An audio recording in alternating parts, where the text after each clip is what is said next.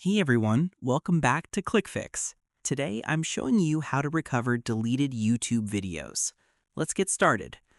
First, open YouTube app first and click on your profile icon in the bottom right corner.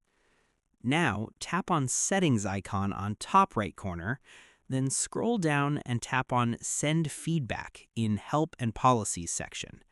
Here's the important part. In the feedback box, you need to clearly explain your situation.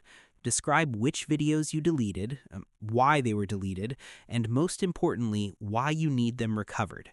Be specific with video titles and dates if you remember them. Once you've provided all the details, click the Send button.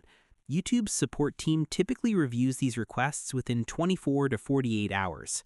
Now, keep in mind, YouTube video recovery isn't guaranteed, but submitting a detailed feedback request is your best option for restoring deleted content.